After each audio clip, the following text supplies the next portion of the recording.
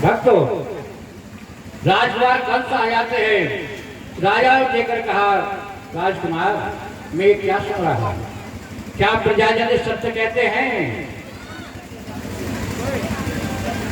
तो कंस कहता है, पिताश्री मुझे मालूम होता तुम बुढ़े तो हो ही गए, तुम्हारे बुढ़ापे के साथ साथ तुम्हारी बुद्धि भी बूढ़ी हो गई। अब मालूम होता तो राज संचालन में परागत नहीं रहे। अब राजकाज तुम्हारे बस की नहीं, तुम्हारा बुढ़ापे के साथ बुद्धि बूढ़ी। ये राजमुकुट में सिर पर पहना दो, रख दो, और ना मुझे अपने हाथ से स्वयं अपने सिर पर रखना पड़ेगा।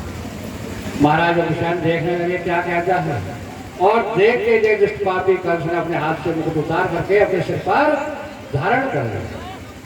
राजमुकुट पहन करके कहते हैं, अरे पहरेदारों, पिताश्री जरा बुढ़ापे में इनकी बुद्धि बूढ़ी हो गई है, इनको जाओ राज संचालन के योग में रहे, इन्हें कारागार में डालो। इन्हें खाने पीने का विशेष ध्यान रखना, किसी तरह कोई कष्ट न होने पाए। स्वयं पापी कंस राज सिंहासन पर विराजमान हो गया। अब तो कंस निडर हो गया, राजा बन गया मथुरा का। अब तो नए नए अत्याचार करता है, साधु संत ब्राह्मणों को कष्ट देने लगा। रथ में बैठता है तो संतों को घोड़ा भी जोड़ता ऊपर से हंटर के मार लगाता है। त्राही होने लगी। मगध देश के राजा है जरासंध, वो भी बहुत बड़े अनाचारी अत्याचारी इसी तरह के हैं। उन्होंने सोचा कि जो मथुरा नरेश कंस है और उससे हमारा संबंध हो जाए तो हमारी ताकत दूनी हो जाएगी। जरासंध महाराज के दो पुत्र जिनका नाम अष्टि और प्राप्ति है। महाराज जरासंध आकर के मथुरा नरेश कंस का तिलक ज्ञानी रिश्ता चढ़ा देते हैं। हेलो हेलो हेलो, ये भैया यही टाड़ी के रहने वाले ख्याली रामचंद्र जी भागवत भगवान को 100 रुपये भेंट करते हैं। ये भैया प्रेमवीर चंद्रा जी टांडा निवासी भागवत भगवान को 51 रुपये भेंट करते हैं। भगवान की समस्त मनोकामनाएं पूर्ण करे, धनादि में वृद्धि होती रहे, बोला जी भगवान की। भक्तों, अब जरासंध रिश्ता चढ़ाता है, और जो कुबलिया नाम का हाथी था, जरासंध ने कंस को रिश्ते में भेंट किया गया, रिश्ते में लिया गया। अब तो विवाह हो जाता है। अब दो ताकत एक जगह, दो ग्रह एक जगह टकरा गई, डबल ताकत है। अब तो अत्याचार अनाचार व्यवचार के अलावा दूसरा काम नहीं है। फिर जब सब त्राही करने लगे, सब हाहाकार मचने लगा। प्रजाजनों के दिल में आगे की ये दुष्ट निर्दयी है, इसके अंदर दया का भाव नहीं है, सबका क्रोध करने लगे। जब अत्याचार बढ़ गया, सब विरोधाभासी हो गए, तो राजा काल सोचने लगे, अब प्रजाजनों के दिल में मेरे लिए कोई विश्वास नहीं रहा। कोई कार्य ऐसा किया जाए जो प्रजाजनों का दिल मोह लिया जाए। जो अब तक अत्याचारी अनाचारी व्यवचारी कहते थे, कुछ दया का भाव हो। अब क्या करें, सोचने लगे। विचार मन में आया, युक्ति सोचने लगे कि उनकी एक चचेरी बहन है, उनके चाचा से नाम है देवक। देवक की पुत्री है देवकी। उन्होंने सोचा मेरी चचेरी बहन को, अपनी बहन का विवाह करूं, कन्यादान करूंगा, तो प्रजाजनों के ध्यान में मेरी तरफ से विश्वास होकर राजा को दया जागृत हो, दया उत्पन्न हो गई। तो देश देशांतर जल घुमाते हैं, उसके योग पर दिखाई नहीं दिया। कंस के परम मित्र हैं जिनका नाम वसुदेव है, जो महाराज सूरसेन के पुत्र हैं जिनका नाम वसुदेव है। एक दिन कंस कहने लगा, मित्र वसुदेव, मैं चाहता हूं अब अपनी मित्रता को रिश्तेदारी बदल दिए। तो राजा ने समझ नहीं पा रहा आप क्या कहना चाहते हो।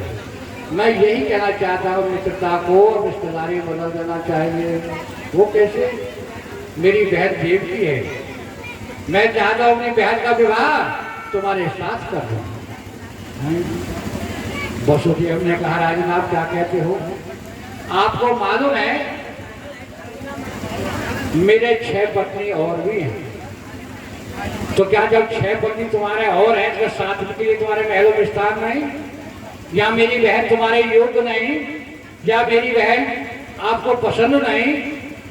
बोल नहीं राजा, ऐसी कोई बात नहीं, परंतु मेरे 6 पत्नी और इसलिए मैं कह नहीं। जब राजा ने बार बार इस तरह से हट पकड़ी तो बस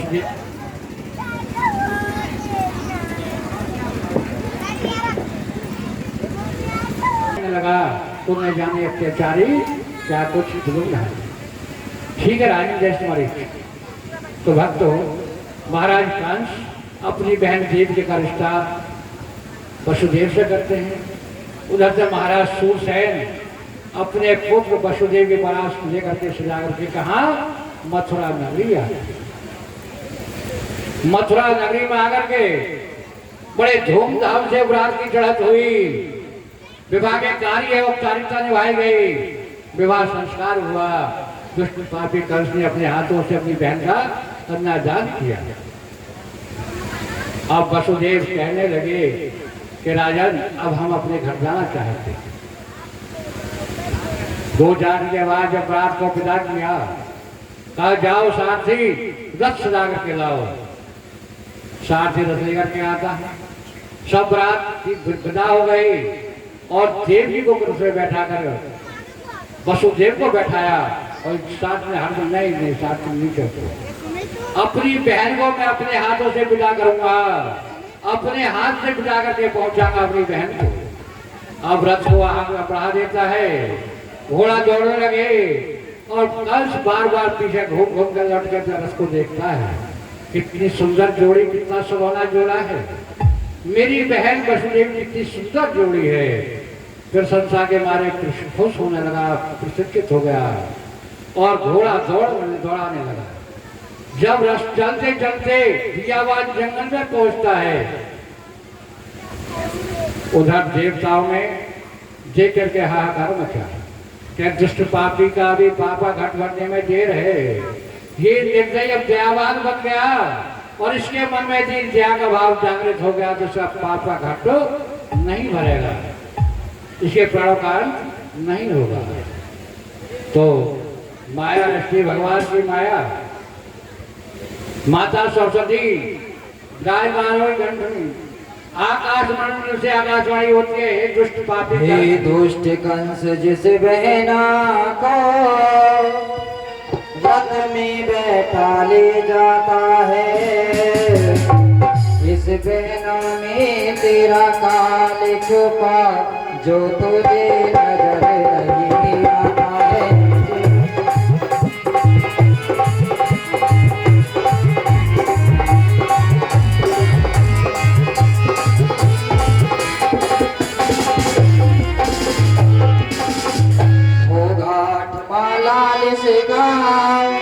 जो काल तेरा कहलाएगा, हो करके बड़ा रे दोस्त कंस हमें लोग तुझे पहुंचाएगा।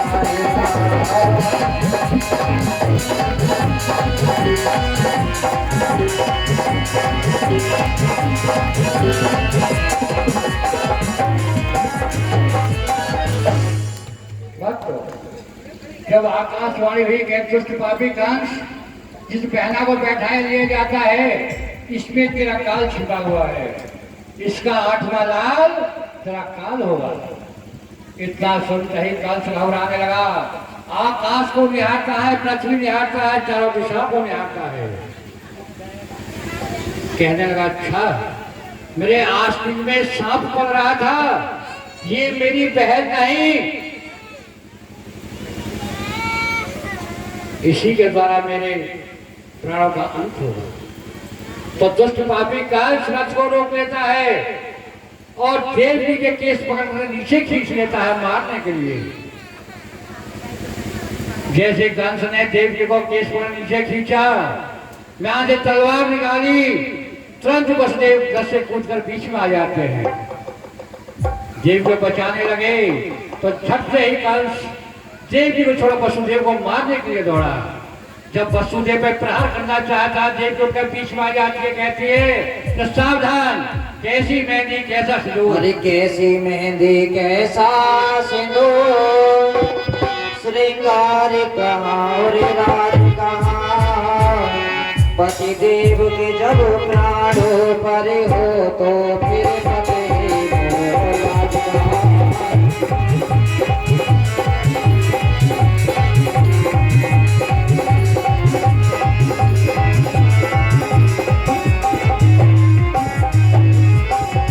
पत्नी वो ही भागिन है जो पति से पहले मरती है, और संपूर्ण शास्त्र ये कहते हैं वो भवसागर करती है।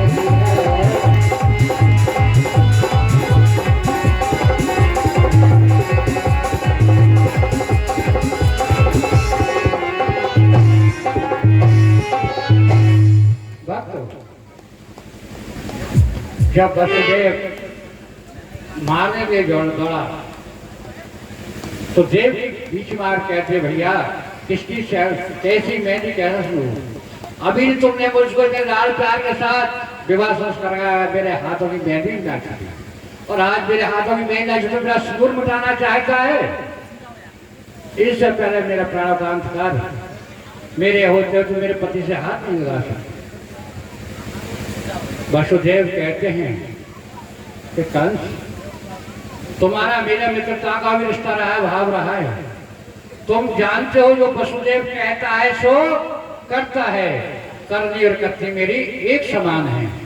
हाँ मित्र ही तो है, अगर यह तुम जानते हो तो तुम्हारा काल, तो तुम्हारा डर है, तुम्हारा भय है, वो देवी का 8वां लाल होगा।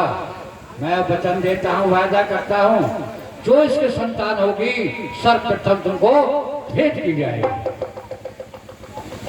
ठीक है वसुदेव, मैं तुम्हारी बात पर संतुष्ट हूँ, परंतु शर्त मेरी भी होगी क्या, जब तक इसके 8 संतान होगी तब तक तुम मेरे कारागार में रहोगे, अपने घर नहीं जा सकते।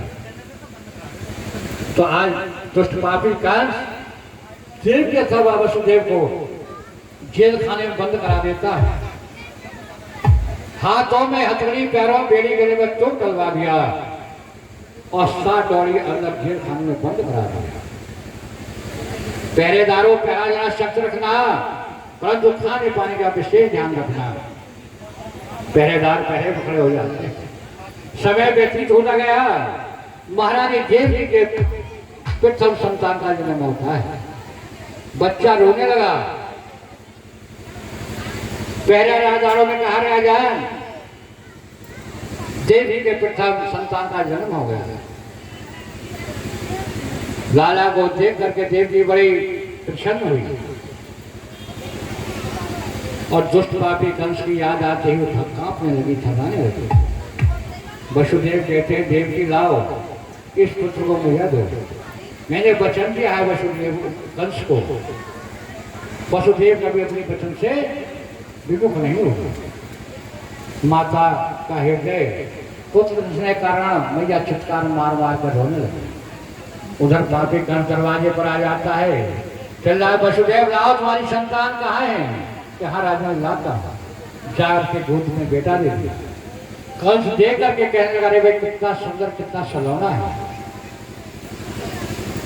इससे मुझे क्या भय क्या डर, क्योंकि मेरा काल जो है वो 8वां है, ये तो प्रथम है।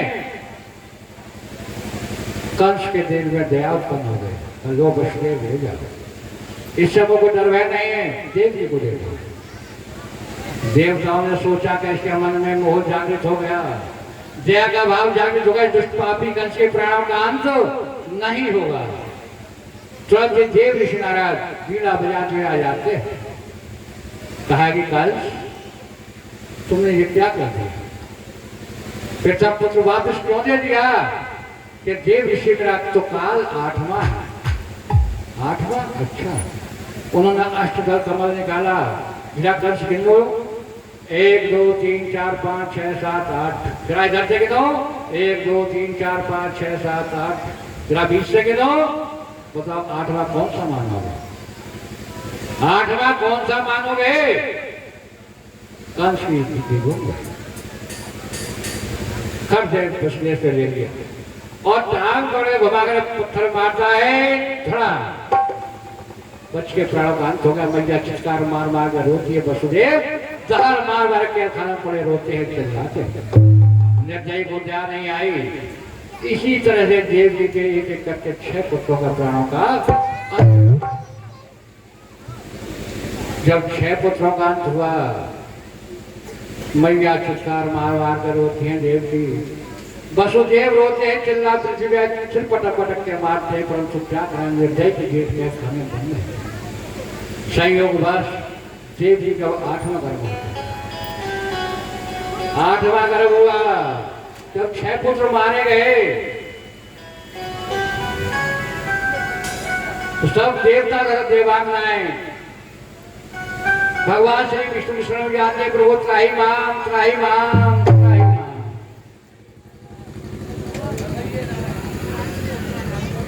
के भाव से भार से कंपायमान होने लगी। अत्याचार का भार पृथ्वी पर सहन नहीं होता। गौ का रूप धारण करके भगवान विष्णु शरण में जाती है, कहते त्राही माम त्राही माम। आप प्रभु मुझसे अधर्म का भार सहन नहीं होता, मैं रसातल जाना चाहती हूँ। देवता और देवांगनाएं कहती हैं कि भगवान दुष्ट पापी कंस का अत्याचार बहुत बढ़ गया है, हमका बर्दाश्त नहीं होता। भगवान ने कहा, अरे देवताओं देवांगनाओं, हे धरा हे पृथ्वी, समय की प्रतीक्षा करो, समय नजदीक आने वाला है। जब भी पृथ्वी पर अत्याचार होता है, अनाचार होता है, तो मेरा प्राकट अवश्य होता है। पृथ्वी पर जब अधर्म होता है तो धर्म की ध्वजा का बैठा फहराने के लिए मेरा अवतार अवश्य होता है। यदा यदा ही धर्मस्य ग्लानिर्भवति भारतः अभ्युत्थानं धर्मस्य तदात्मानं सृजाम्यहम्। पवित्रणाय साधूनां विनाशाय च दुष्कृतां धर्म संस्थापनाय संभवामि युगे युगे। अब भगवान नारायण अपने देवताओं से कहते हैं, अरे देवताओं जाओ तो ब्रजभूमि में जाकर गोप बन जाओ। तो भगवान सभी देवताओं को गोप बना करके ब्रज में भेज रहे हैं। देवांगनाओं जाओ तुम ब्रजमंडल में जाकर गोपियां बन जाओ। योग माया को बुलाया गया, योग माया जाओ, जो देवकी का 7वां गर्भ है उसके उधर से निकाल करके नंद बाबा के यहाँ पर वसुदेव की दूसरी पत्नी रहती है रोहिणी, ये गर्भ उसके गर्भ में स्थापित कर दो। तुम सब जाकर के नंद बाबा के घर पर माता यशोदा है, उनके घर पर जाकर के निवास करो। अब मैं पृथ्वी पर आने वाला, मेरा अवतार होने वाला है। हर शीश कभी जो लखन थे होंगे वो बलराम। हरि में ब्रज में आ रहा हो बन करके बोलो कि वासनी माता भी ब्रजभानु लली के लाए। ब्रजभानु लली के लाए। राम अवतार के बेबी राधिका नाम से आए।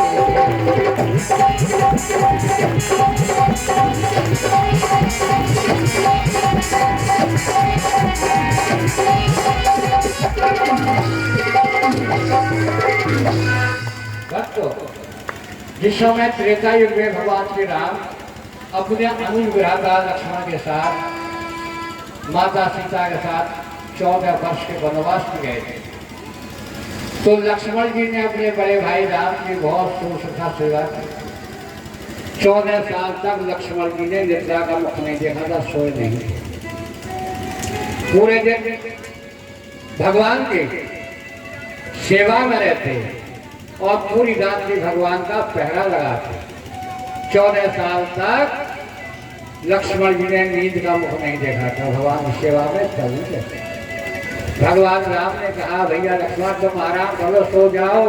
हाँ भैया सो जाओ, भक्त सेवा और करने देते। इसी तरह से भगवान श्री राम कहते हैं लक्ष्मण मैं तेरी सेवा से, सेवा के भाव से दब चुका हूँ, तेरा भार बहुत उतर चुका है। मैं बड़ा हूँ तू छोटा है, इसी नाते ना ठीक है मैं ही वचन देता हूँ भैया, आने वाले समय में मैं सब छोटा बन के जाऊंगा, तुमको बड़ा बनाऊंगा और इस भार से फिर मैं पूरी हो जाऊंगा। तो भगवान श्री राम आज छोटे बन के जाएंगे कृष्ण और लक्ष्मण को बड़ा बना के भेज गए बलराम के नाम से। और माता वैदेही सीता जी थी, वो राधिका के नाम से कहा वृषभान की लली बरसाने में जन्म धारण करेंगे। जब सातवां गर्भ देवी को खंडित हो गया, प्रातः उनके पहरेदारों को पता चली, योग माया ने गर्भ निकाल के रोहिणी के गर्भ में स्थापित कर दिया। पहरेदारों को पता चला कि देवी का सातवां गर्भ खंडित हो गया। पहरेदारों ने कहा राजा देवी का सातवां गर्भ नष्ट हो गया, खंडित हो गया। क्या खंडित? हाँ, वहां मेरी ताकत, वहां मेरा बल, आकाशवाणी भी झूठी होने जा रही है। 8 नाम आने से पहले पहले ही अपने आप नष्ट हो रहे हैं। ये जो 7वां नष्ट हो गया, सबाई हुई भी 8वां नष्ट हो जाएगा, खंडित हो जाएगा। राज कल ठहाका मार के हंसता है, खुशी मनाता है। माता देव की रो रो में विलाप करके चित्कार मारती हैं। वसुदेव भी रोने लगे, पर करे क्या, दिवस है। समय चलता रहा, समय आने पर अब वो संयोग बन गया था। अगर तो माता देवी का 8वां गर्भ है। जब भगवान श्री माता गर्भ में आए तो जेल खाने में प्रकाश ही प्रकाश हो गया, रोशनी हो गई। देवी के चेहरे का तेज बढ़ गया। वसुदेव देख करके चक्कर में पड़ गए, क्या कारण है? जो नहीं होना था वो हो रहा है। और गर्भ बढ़ते उठे समय पूर्ण हुआ। उधर योग माया महारानी यशोदा गर्भ में ठहर जाती है। तो भक्तों जेल खाने में पहरेदार पहरे पर खड़े हुए हैं। सख्त पहरा है कि नंबर 8वें का। कंस ने कह दिया पहरा सख्त कर दिया जाए। भादों का महीना, अंधेरी रात, 7 तिथि अगर 7 तिथि पीछे बीच तिथि को चुना अष्टमी। भादों का महीना, अंधेरी रात, तिथि अष्टमी, दिन बुधवार, रोहिणी नक्षत्र, तृतीय चरण। भगवान श्री कृष्ण प्रकट हुआ रात के 12 बजे।